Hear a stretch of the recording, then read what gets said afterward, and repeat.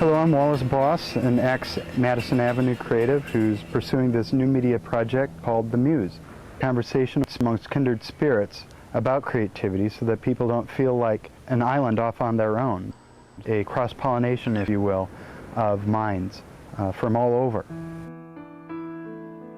Maxine Greene is a professor emerita of philosophy and education and the founder and director of the Center for Social Imagination within the Arts and Education Department at Teachers College, Columbia University. Her forthright views, found in her lectures and numerous books, have made her an instrumental thinker and author in the field of educational philosophy. She was gracious to invite me into her New York City apartment, just a stone's throw from the Guggenheim, where we had a rich conversation about the place of art in our world. Here's a short excerpt for YouTube of that conversation.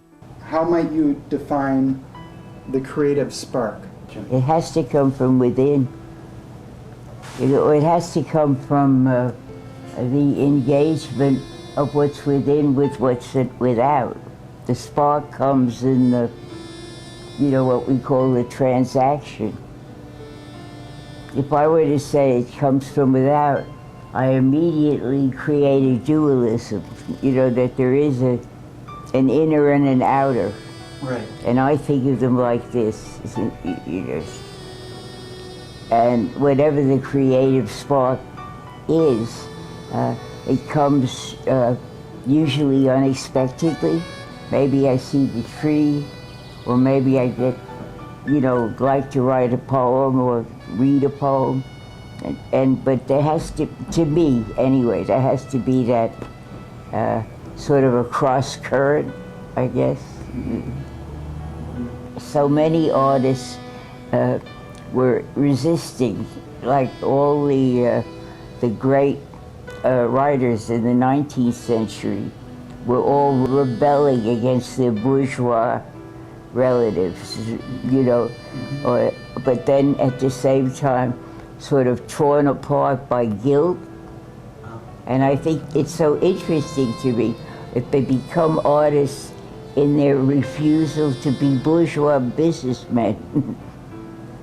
I have to struggle with my own treasure trove, my classics and the things I love, and Flaubert, and I'm writing an article now, a book. It's sort of about philosophy and literature. And I'm trying to say that science and philosophy can't answer the questions we have today with the world the way it is. And I was talking about how the foundations have slipped and the structures are broken, are caving in. And how do people live through that? And what literature does, what art does, is at least involve them with themselves. You have to make some choice against the bureaucracy, against the administration, So I keep thinking, what literature should I use? And I'd like to use everything from the tragedies, on up. Because the literature says it much more clearly and literature doesn't answer any questions, which is the good part. It leaves everything hanging.